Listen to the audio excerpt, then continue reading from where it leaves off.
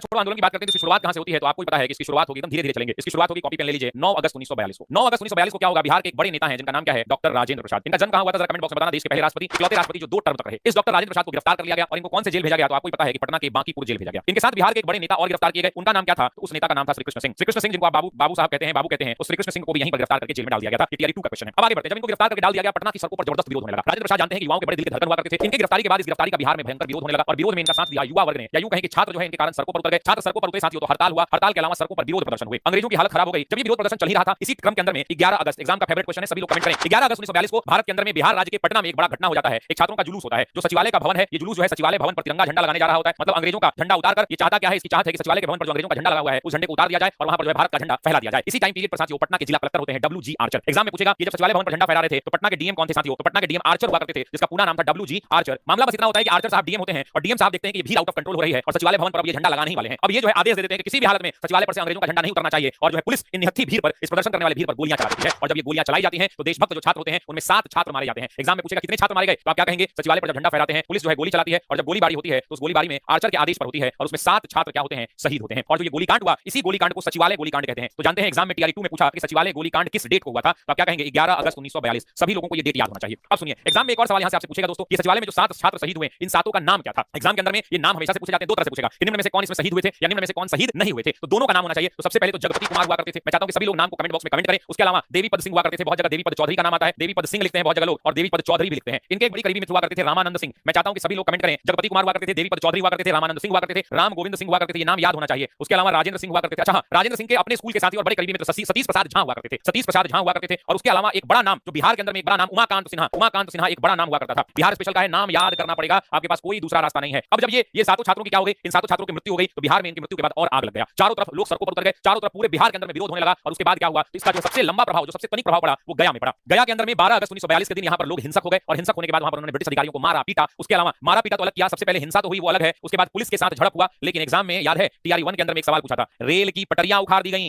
जितनी भी रेल की पटरियां थी, उन रेल की पटरियां को बिहार के लोगों ने उखाड़ दिया। जितने भी सड़कें थी, उन सड़कों को कोड़ दिया गया, सड़कों को काट दिया गया। क्यों काट दिया गया, क्योंकि पुलिस लोगों को गिरफ्तार करने आती थी। मान लीजिए आपके गांव की सड़क है, पुलिस तो जीप से आएगी, जीप उड़ा उड़ा के भागेगी। अब ऐसी परिस्थिति में क्या होगा, लोग सड़क ही काट देते थे कि पुलिस गांव में इंटर ही नहीं कर पाए। उसके बाद लोगों ने क्या किया, तो टेलीफोन के तार काट दिए गए। ये सब एग्जाम में पूछता है, ध्यान रखिएगा। टेलीफोन के तार जो है, उन तारों को काट दिया गया। और टेलीफोन के तार छोड़िए साहब, जितने भी पोस्ट ऑफिसेस थे, जितने भी रेलवे स्टेशन थे, जितने भी थाने थे, जितने भी सरकारी भवन हुआ करते थे, उन सबको आग में फूंक दिया गया। इस बात को ध्यान रखिएगा। इतना तो हुआ ही, इतना होने के साथ साथ तो छठे नंबर में अगर हम बात करेंगे, रेलवे स्टेशन हुआ करता था। साथ ही साथ रेलवे स्टेशन के अलावा एक ऑप्शन लिखा हुआ था पुलिस थाना। जी बिल्कुल, बिहार के पुलिस थाना, उनको भी आग के हवाले कर दिया गया। जितनी भी सरकारी भवनें हुआ करती थी, उन सरकारी भवनों को आग के हवाले कर दिया गया। जितने भी बिहार के अंदर में डाकघर हुआ करते थे, डाकघर को आग के हवाले कर दिया। मतलब बिहार में ये 7 जो युवा मरे, उसके बाद बिहार में एक अजीब प्रकार की क्रांति हो गई। जितने भी डाकघर, रेलवे स्टेशन, पुलिस थाना, सरकारी बिल्डिंग, सब के सब